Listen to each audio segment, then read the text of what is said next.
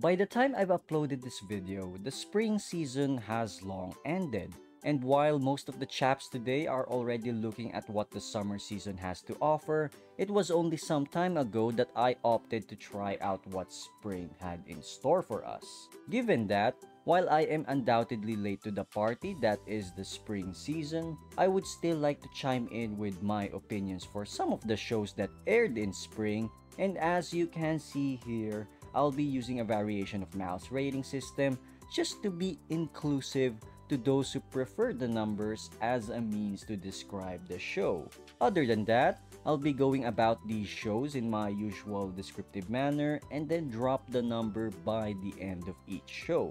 And one more thing before I begin with my mundane takes, please do note that I am making the assumption that you've seen and finished the shows that I'm about to talk about. You can most definitely skip certain parts if you've never seen some of the shows here, and I'll make sure that there is ample time in between parts, so as to avoid hearing the takes by accident. Also, let's just hope that the timestamps for this video are working as intended, and without further ado, let's begin.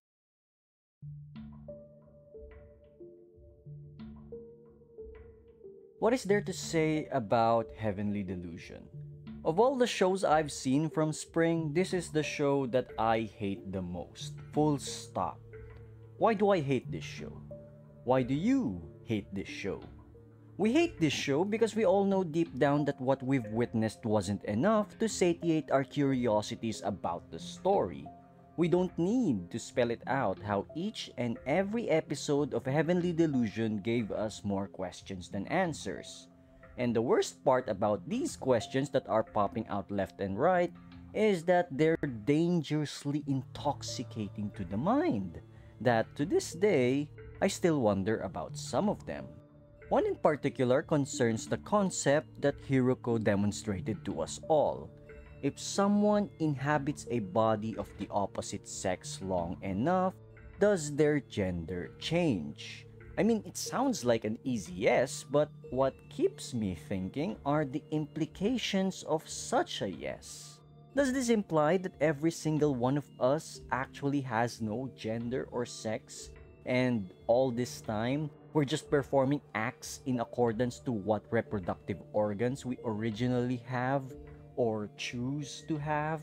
Like, if anything, my sympathies towards the LGBTQ community have reached a new level, knowing how difficult the entire concept about sex and gender is to process. It's no longer a wonder to me why we hear researches that say that members of the LGBTQ are more depressed than non-members. I mean, aside from the struggles that all people experience on the day-to-day, members of the LGBTQ also have to deal with the internal struggles that comes in with such a concept, and they also have to deal with the people that chose hostility over kindness on such a concept. And when you compound those issues, yeah, what a rough life ahead of them. Given what I've just said, do note that's just one amongst many other instances of Heavenly Delusion sending us down into a rabbit hole.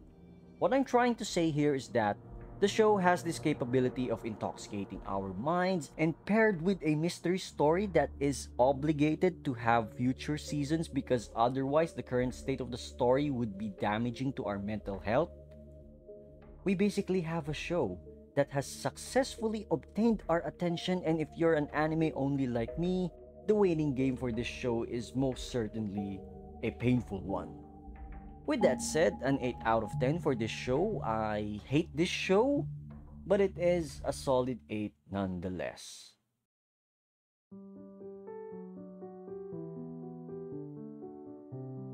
My guys, there's absolutely nothing to say about this show. I mean, apart from the good vibes that this show supplies us with every episode, there really isn't a single negative thing you can ascribe to this show. And if you force the issue, you'll just come off as someone who's probably too bitter for your own good. Anyone who has a taste for slice of life shows already knows that this show is one of the best to have come out not only from spring, but for the year as well, which is insane given that we're just halfway into this year in relation to finished seasonals. And when it comes to what makes this show work as well as it did, I have one particular cherry pick when it comes to its greatness, and that is Mitsumi's eyes. You see, to the untrained eye, one would think that the art style that Skip to Loafer has is pretty much on par for the course. But to me, the source material and the anime needed to be drawn and presented the way that it did, and that's where Mitsumi's eyes comes in.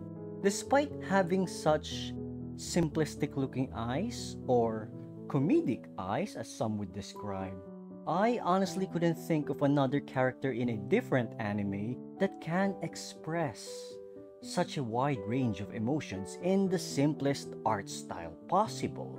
I mean, can you imagine if this show had the art style of something like Violet Evergarden, or Oshi, or Bocchi the Rock? It just wouldn't work. Want to know why? Because the art style that Skip to Loafer uses is one that is most suited to Mitsumi's personality. It's drawn that way to make the most out of Mitsumi's perception of the world around her, and because of that, the wholesomeness and fluffiness of the story is further amplified. All because its author chose the appropriate art style. So yeah, clearly I lied earlier about having nothing to say about this show when I already did quite a number not long after, but come on. You gotta stir the pot a little to get the reactions going, and Skip to Loafer as a show is a master of steering good vibes for its audience. So, the score? Definitely a 9 out of 10 for now. If anyone says it's a 10 out of 10, I wouldn't bother. Why would I? It's an objectively correct score, and the only reason I couldn't give the same score right away is because if there's one consistent theme in my personal 10 out of 10s, it's that it takes time for me to consider them as one. Because like any good classic, you need the passage of time to prove that something really is that good. And I have no doubt that a few months down the line, I'll be dying on a hill that declares that Skip to Loafer is a 10 out of 10 and nothing could change my mind.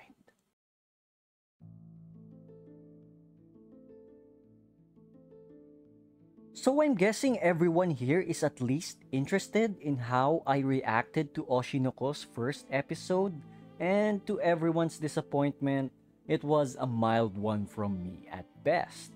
Why is that? Well, you see, when it comes to the concept of legendary idols dying at the start of the series, Oshinoko wasn't my first rodeo. That honor belongs to a rather niche idol anime called Idol Pride. So, I'm kind of expecting that most of you don't know that show, and that's fine. It's not like it's a must-watch kind of anime, but I'm going to posit a related question here. What is it with Idol Pride, and how did such a show made me see how we should all watch Oshinoko in an objective sense?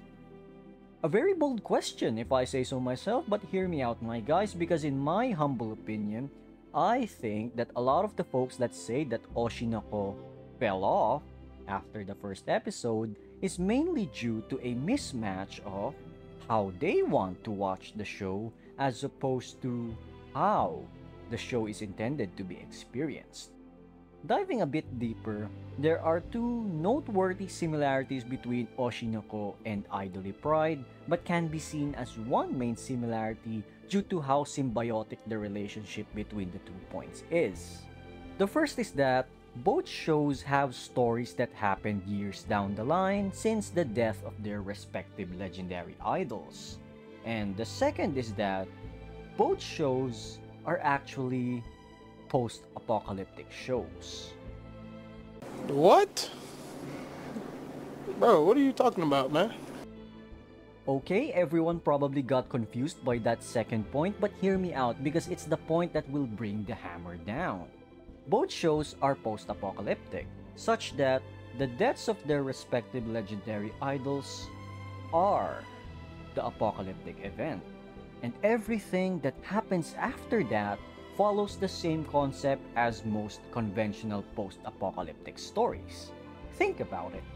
Everything in Oshinoko is an attempt to move on from Ai, but the show can't help itself but look for semblances of her because her loss was just that hard to go through. The same logic applies to Idly Pride as well, and do realize that even you, as an audience, are guilty of this as you watch Oshinoko. Whenever you find something that resembles Ai in some manner, you get this feeling of discovering glimpses. Glimpses of a golden age that you know will never return. But despite that, you cling on to it because it is dear to you regardless of what comes next. Essentially, when you watch Oshinoko, you're not watching it for Hoshino Ai. Rather, you're supposed to watch Oshinoko to experience a world without Hoshino Ai. And most inexperienced viewers of the post-apocalyptic genre never got this memo because the death of Ai was too much for them to care about anything that happens after it. And while that is an understandable take and no harm is done for dropping the show for such a reason, it actually sabotages what could have been the right way of experiencing the story. Yes, definitely a high barrier for entry, but really, it was designed to be like that from the start. Given that, Oshinoko is an easy 8 out of 10. And while it could have been a 9, Aqua words it the best when Arimakana asked him about their first idol performance. There will be more amazing content down the line, so giving 9 points or higher would be a waste. And an easy 8 best acknowledges that there are still quite a bunch that the show can improve upon, which I don't doubt the author can fix.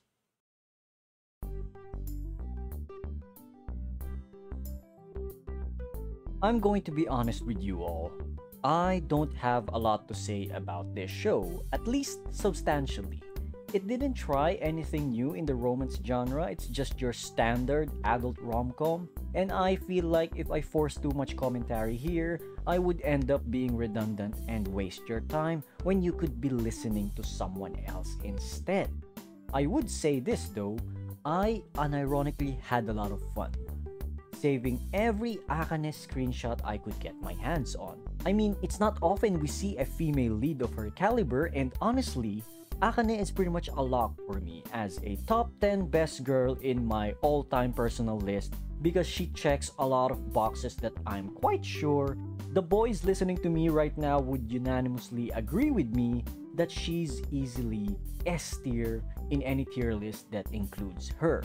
Perfection aside, what exactly is the noteworthy feature of this show?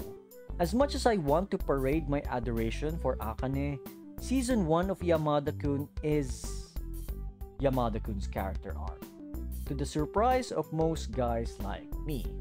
Notice how Episode 12 Akane is not much different from Episode 1 Akane? That's because for the entire stretch of the first season, she didn't do anything concerning enough to warrant a character arc.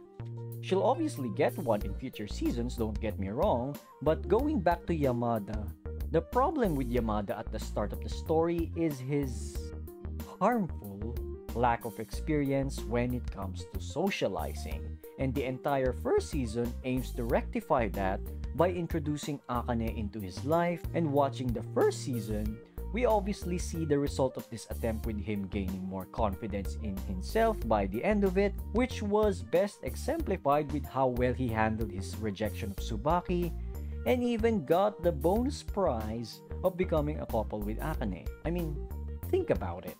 This gamer guy, who only eats food from a convenience store and has no idea how to properly reject a girl, is also the same guy who nursed this absolute meme of a woman who has a habit of being an absolute mess.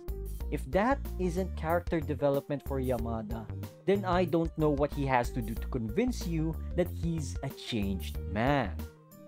Having said all of that, score-wise, the show warrants an 8 at least. Could go towards a 9 if we get that second season, but until then, an 8 would suffice. And Akane perfection aside, you got to admit, the way Yamada confessed at the end of the season was quite cool.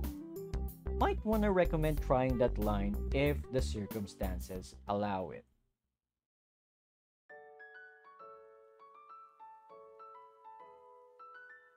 Honestly, I dropped this show after the second episode.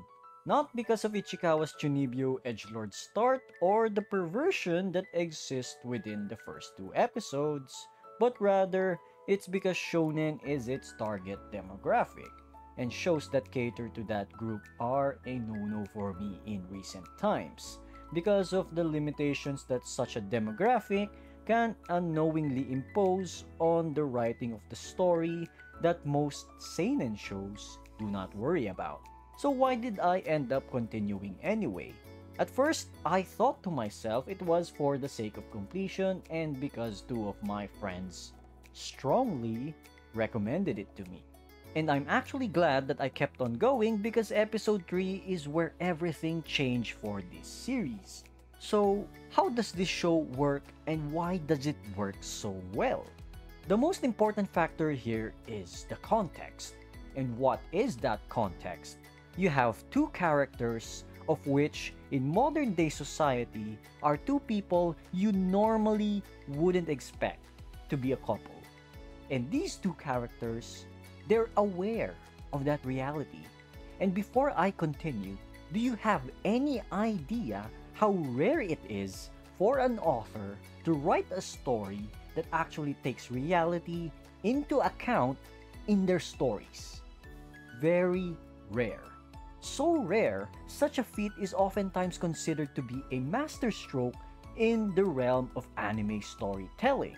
Now, going back, because of the aforementioned context, everything that Yamada will do after episode 3 takes that into account and makes her so much smarter than the vast majority of anime characters already. And pair that with the internal struggles of Ichikawa, both concerning his personality, which could be relatable to some lads today, and his eventual realization that he loves Yamada, which isn't so easy to admit either, you get a couple where everything they do is contextualized. And when you take all of that into account, you come to this realization that this show has to be written as a slow burn. We tend to throw the word slow burn to most slice of life anime, but how often is it that a show must be written as a slow burn? Even that is rare, and that makes The Dangers in My Heart such a good romance series because it recognizes that the context at hand cannot be rushed in any way, as most anime tend to do. Imagine if this show wasn't written as a slow burn. You just know it wouldn't work. And you wouldn't want this show to be written as anything other than a slow burn, and all praise is due to the author for executing it so perfectly. So, the score? I want to give it a 9, but actually, no buts. I'm going ahead and give it a 9 just because it's so rare for me to see a show that cares about the context of its characters' actions, and I love myself some shows that can do just that. Well, I guess that's about it for spring 2023. I definitely didn't cover some other shows that came out, but unfortunately, not everything that airs in any given season is of my interest. So with that said, I thank you all for watching this bloated video and see you guys next time until the next video drops in.